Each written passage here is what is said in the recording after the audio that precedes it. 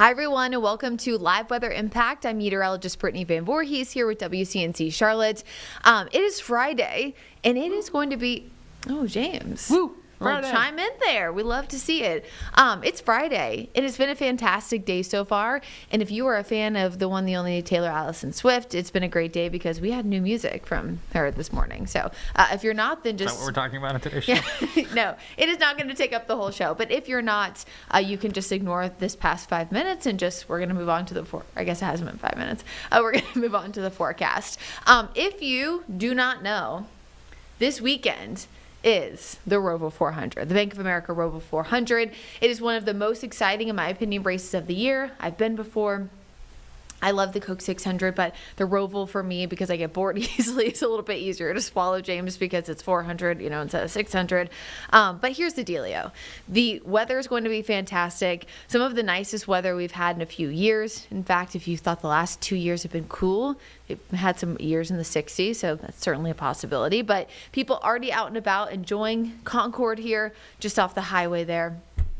I mean, just a gorgeous look. Just a gorgeous look. Of course, we will have to have our Charlotte Motor Speedway camera facing away from the race during the actual race itself in the next few days because, of course, we can't give anything away. The truck races right now.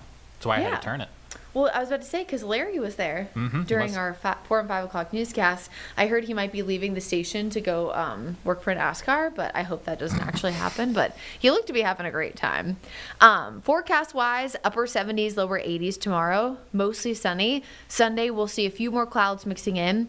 I do think at some points will be mostly cloudy, but I want people to prepare for partly cloudy. And while that might seem like it's semantics, because you're going to be out in the sunshine for multiple hours, we also have to keep in mind the sun angle. It is lower now that we're in October compared to the peak of the summer, but 81 in direct sunshine can still feel anywhere like the low to mid 90s after you're in the sun for multiple hours. So just be mindful of that. Monday, if you're sticking around for an extra day, maybe you live in the Carolinas and you're hanging out for one more day before heading home, or you're getting on a flight Monday morning. Thankfully, the weather looks pretty calm. We have a 20% chance of rain at a maximum, but that's definitely not enough to impact any travel plans. Right now, we have high pressure overhead, which if you remember, we talk about this a lot, but high pressure is a sinking motion of air, whereas low pressure is rising. That's why we see storms when we have low pressure systems. So with the high pressure being sinking motion of air, this often will suppress storm activity and also keep things calm, especially depending on where the high pressure is located. So if you look at the map right now, you can actually see that the high is essentially, think west of Charlotte, kind of north of Atlanta. So not only is the sinking motion of air suppressing our storm activity, but it's also driving in slightly cooler and drier air from the north and northeast. When you think about the United States, think the northern side is typically a cooler and drier air mass, whereas a lot of times we talk about the south, it's warmer and stickier air coming in from there. Well, it's just because of where it is, right? Tropics, equator, right? It's hotter and more humid there versus cooler and drier for areas north. So when the high is not only positioned where it is this time of year, but also the fact that it's October, that brings in even better weather like what we've had today and what we'll have this weekend. Satellite and radar, of course, showing calm conditions here locally in Charlotte. And as we look ahead to futurecast for this afternoon and evening, we're dry. That's pretty much the same song and dance. Saturday, a few clouds building in. Sunday, a few more. But again, notice how dry it is. I wouldn't say abnormal for this time of year, but it's hard to get some of these nice weekends. And again, we got very lucky with this one, with the chance of rain not lingering until Monday. I know we'll talk about this more throughout the show, but remember, NASCAR itself as a sport is very complicated when it comes to rain. For most of the races, because they're going at fast speeds and a lot of the cars, if not all of them, don't have windshield wipers, right? Rain can be a big issue. Normally they have to wait until the track is completely dry and there's no rain. So things can get dicey, especially with late spring and early summertime races. Again, normally the Roval gets pretty lucky and we're certainly getting that this year. Upper 70s, low 80s for your forecast. Locally in the mountains will be in the low 70s. If you want temperatures that are where we were today, minus 10 degrees, you got to go to Ashland, Watauga, and Avery County. And of course, we're starting to see some colors turn, so a good time to go there as well. Today, we had dew points in the 40s. Tomorrow, mid-50s. Really not a substantial change right for that, but we will start to increase your humidity levels by Tuesday, Wednesday, and early Thursday. Now, that essentially is lining up exactly with our next chance for rain. So all that's indicating is that there's more moisture in the atmosphere, which means anything that tries to fall from the clouds will actually reach the ground. if you think back to some of those weather IQs that we've done, oftentimes during late spring or late fall, that is, and early winter, we'll have what's called virga, which is where the clouds, we have a cold front, whatever it is, are trying to form rain. But if the air is too dry near the ground, it evaporates before it gets there. When we have increased moisture content, which is known as precipitable water, just more meteorology terms, it just means that there's enough moisture content, again, for rain to actually fall. As we look ahead to Futurecast, again, we're mostly dry this weekend. There's the cold front Wednesday afternoon. I know a lot of people have outdoor plans Wednesday night and Thursday. There's a big concert at PNC Music Pavilion. It's 21 Pilots, which I think that we will likely see some chances for rain. Because of the stable air mass, I'm not anticipating storms, but it's a good thing now to just prepare just in case you're going to have impacts, especially because PNC, not everything is covered.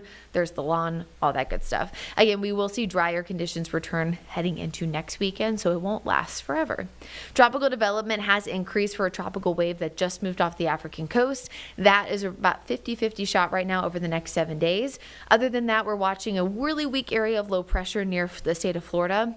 Right now, not a concern to us here in Charlotte, but I do think that low and that energy is something to watch. If it moves anywhere other than where it is right now, let's say the Western Caribbean into the Gulf, potentially over the next 7 to 10 days, there could be a higher chance it could turn into something.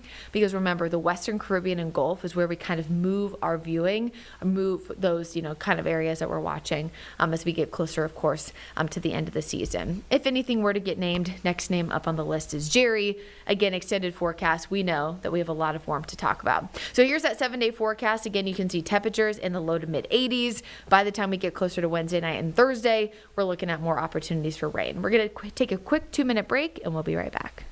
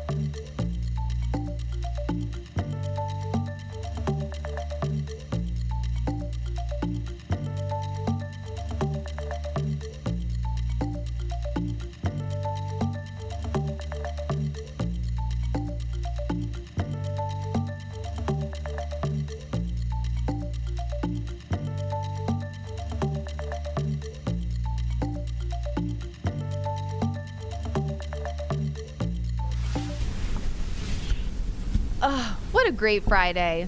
We started with temperatures in the 50s, highs in the 70s, and I get to see Chief Meteorologist Tim Buckley. It must be a Friday. If it's Tim and Brittany, it's Friday on Weather Impact. Yeah. Good to see or you. Brad's on vacation. Yes, good to see you too. Before we get started, I would like to know how your weekend traveling was. Was that this past weekend, right? Oh, so you're getting me to talk about the Penn State loss to Oregon? Is that right? We haven't broached the topic all week. Yes. It was fine. It's always fun until kickoff. I can guarantee you that. It was a great time for sure.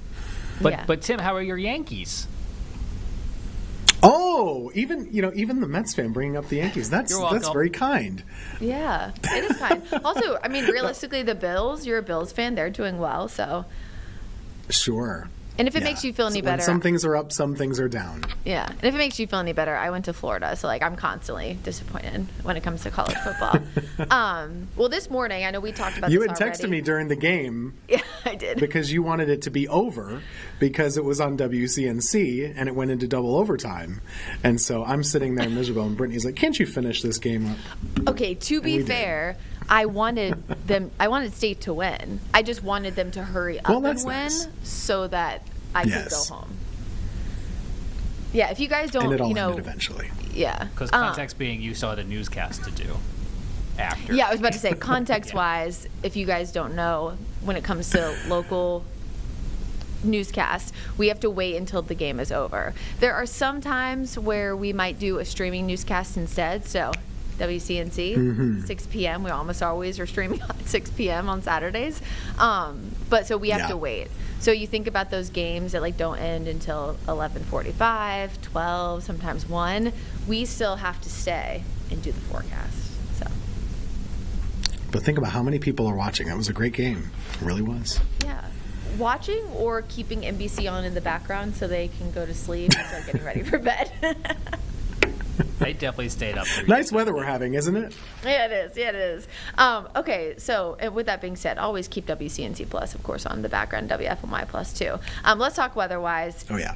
Today, 52 degrees in Charlotte, coolest since May 24th. Tim, you guys were the coolest as well since May 24th. Yeah, it's interesting. The last couple of mornings I was wondering if we would drop into the 40s.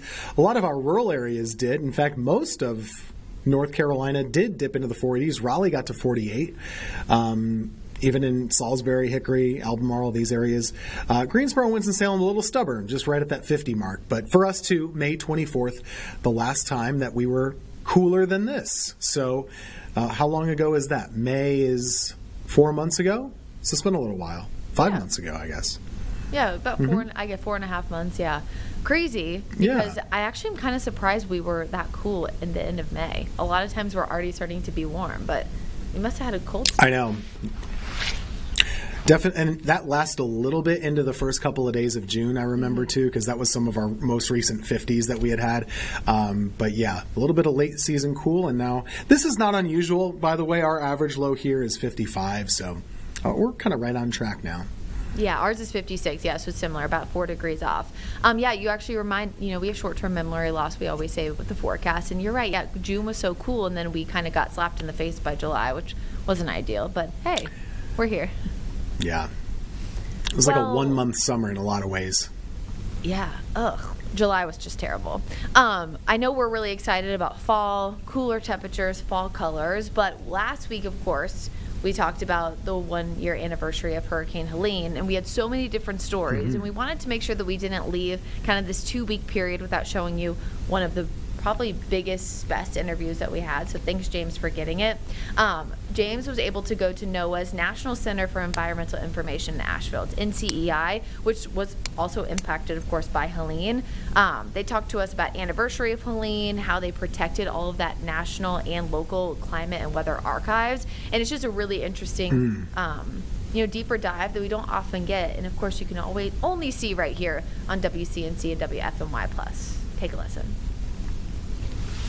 I'm Jason Cooper. I'm the archivist at the National Centers for Environmental Information here in Asheville, North Carolina. My name is Jared Rennie. I am a physical scientist here at NOAA's National Centers for Environmental Information. We are the official archives for NOAA, We also host environmental data records. So right after Helene came through, I actually was in a parking lot in West Asheville, and it is awkward because I'm one of the people that analyzes floods. So I went to my flood team and I said, well, I guess we have something to look at. Behind us, we're looking at over 36,000 boxes of environmental data records dating from the 1830s up until the late 2010s. So the records that we have both in paper and microfilm and electronic formats form the basis for environmental research across the globe. This room was very dark during Helene, which did not impact the records, thank goodness. The building lost power for a significant period of time.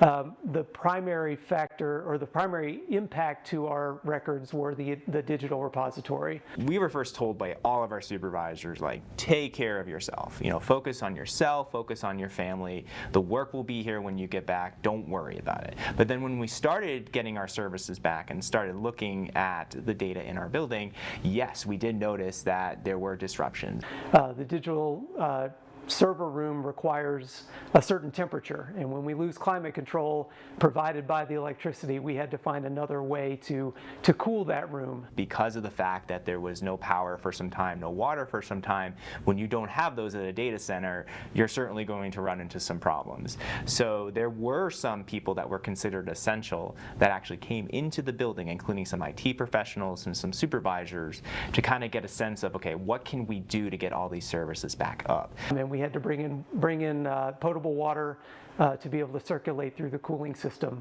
The third floor of this building is nothing but computers. It's basically an Amazon computer farm down there. And when you don't have the ability to cool down those systems, it gets really warm in there.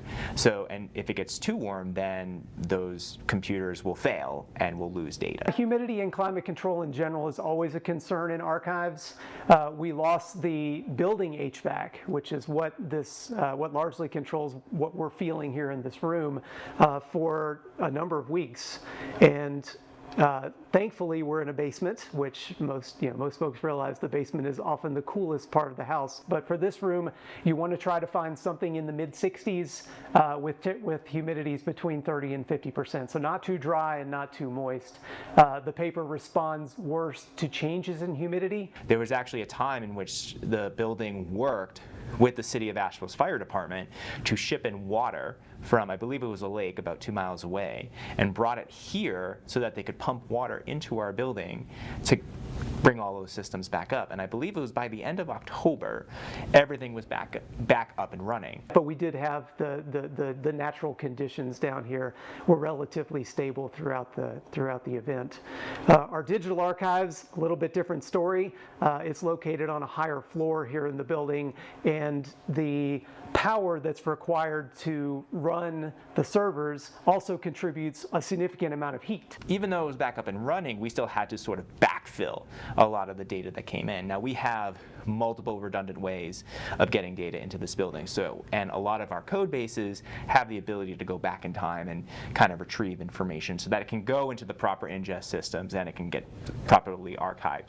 And I believe to this day, most, if not everything, has been mostly restored.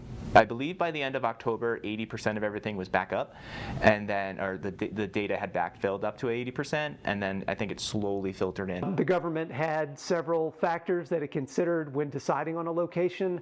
The first was a place that was relatively immune from natural disasters. That seems ironic now, but a place where hurricanes largely have spun down, tornadoes and earthquakes and wind damage is relatively uncommon here in the Southern Appalachians. So they already had the space to be able to accept these records, and the move to Asheville was approved in 1951. It was hard. It was certainly hard because as a meteorologist, our job here is to look back on events that had happened, not just here in North Carolina, but across the U.S. and world. And unfortunately, there are a lot of disasters out there that lots of bad things happen. So it was hard looking at the data and seeing that. But for me, in the end, it's very therapeutic to talk about it. And we're about at the 1-year anniversary, and I feel that it's really good to talk about it. And the story map, I do think, does a good job at telling the story, but from both a weather perspective, but also a personal perspective. I mean, a lot of the big things we learned was, one, with the rainfall estimates that had happened over that 4-day period, we had about 2,500 square miles of western North Carolina, upstate South Carolina, and other parts of Virginia and Tennessee experience a 1 in 1,000 rainfall event, meaning that in any given year, the chance of that type of rain is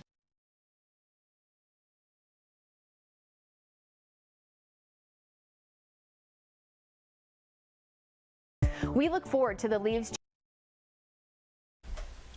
Hi everyone, welcome back to WCNC Plus and WFMY Plus. One thing that I thought was really interesting that James told me as we were talking while that story was airing was that you see all of those paper records, right? And a lot of us here who live in 2025 are thinking, why the heck do we still have paper? Well, the goal is eventually to digitize all of that. But remember, that takes time. It's like digitizing archives of a TV show or local news. And so only about 10% of it is digitized. At a certain point, they are planning to get rid of some of the paper copies, Tim, but it looks like it will be, everything kept will be historical. They won't get rid of anything that has a historical context. So like the temperature for October 3rd in Greensboro and Charlotte maybe will get, from 1964 might be tossed out. Yeah. But any kind of like surface maps from Helene, Hugo, Hazel, big storms like that will be kept, which I think is really cool because, there's a lot that can be said about tossing stuff you don't need. But it's like, I don't know, it's like tossing away your birth certificate, your social security card. Like you need that for the future because if not, you won't be able to go back and look at what happened. And the whole story and the whole facility is so interesting, and just weather records and weather history is super important. For those that might not live and breathe this stuff like we do. The climate record and the history is very important to understanding how our weather works now, and also important to understand how it might be changing because we've seen some weather changes over the last couple of decades. So it's really important, as we continue to build new ways to understand the weather. We talk about artificial intelligence models. They rely on this historical data. They actually use a lot of historical data to help predict the future. So it's very important that it was preserved, and kudos to the gang there and the crew. That's a resource we have in our state that we've got to protect, and that was probably their biggest threat that they've ever seen. Yeah, I thought it was interesting that Jared reminded us about the reason why it was in one of the reasons why I guess it's in the Southern Appalachians is normally the Asheville area is kind of known, I guess like a slang, right, is like a climate haven because they don't really get that much crazy weather. Yeah. But we know that while it was 0.0012%, of happening, it can unfortunately happen anywhere. And we have to use the data too from Helene, to help predict things in the future. We were talking about cool temperatures earlier, which means fall leaves are on the brain. Tim, do you like to leaf peep? That's right. What's your opinion on it? Love a good leaf peep. Love to ride up and down the parkway. Anywhere. I'm always in on the fall colors for sure, and I'm hopeful that they'll be okay this year. I think they're getting closer. Hopefully. What is this? Is that leaf peeping? Yeah, that was me driving. That was you driving on the Blue Ridge Parkway. This is not how I drive. That's not how but you it drive. could be. I guess I've never ridden in the car with you, so I wouldn't know. Well, when we go on a leaf peeping adventure, we can check it out. When's the peak going to be is what we want to know. I was going to say, I'm going October 22nd, so if you want to come, let me know. Well, the peak here in Charlotte in the Piedmont is normally middle or early November, but we're starting to see colors change right now up in the Parkway. But why the heck do they change in the first place? What's that science? We got you covered. We look forward to the leaves changing into beautiful colors each year. But what causes them to change from green to yellow, orange, and red? Leaves are green in color because they contain chlorophyll. As the growing season comes to an end, leaves gradually lose that chlorophyll and other pigments become more active. The interaction determines which color the leaf will turn. More of one pigment can change a leaf from green to orange, whereas the presence of a different pigment may make that leaf more red. In some plants, the color is quite uniform, while in others, the colors vary widely. Each plant species is unique, and color changes are typically gradual. The right weather can intensify or dampen fall colors. Each species of tree has its own unique biological needs. Too much or not enough of any particular need can change the coloring process. Trees need the right mixture of sun, wind, or rain to reach prime color. Some years, strong gusty winds will knock the leaves off too early, allowing for less bright colors. From the mountains to the coast, peak leaf changes happen at different times, starting in the highest elevations where the cold weather arrives first. For us, these changes typically begin in the mountains around early October, but don't peak in Charlotte and the rest of the Piedmont until the start of November. With your Weather IQ, I'm meteorologist Brittany Van Voorhees. And now, I think the main concern this year, like you were explaining the different factors, probably not enough rain in the last little bit. So there's some drought stress to it. We've had some of it pause the last couple of weeks with some higher humidity and a little bit more heat. But I think right now that we get these cool mornings back, you're going to start to activate that again. So I wouldn't think this weekend is the best to get up there, but I think next weekend and maybe the weekend after should have a lot of good opportunity for fall color as the chlorophyll, or as Adam Sandler used to say, more like borophyll, that's going to be flying away. And so we should see that nicer color. You ever see Billy Madison before? That's what that's from. I have, but I don't remember that. So. Oh my goodness. Well, it's October 22nd. It's a I'm classic. going leaf peeping. You're welcome to take off work and come. Claire can come do live weather impact with Brad. Not with the way she drives, Tim. Live shots. Live shots on the Parkway.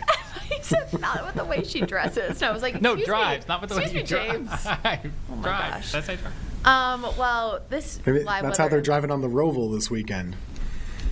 If you drove like this on the Roval, you ain't winning. That's all I'm gonna say. No. It's true. It's a great weekend. We have, of course, the Roval 400. We're super excited about it. That's, again, a live picture there from Charlotte Motor Speedway. Last year, it was 81 degrees on October 13th, which was the day of the Roval. We're looking at pretty similar weather this weekend.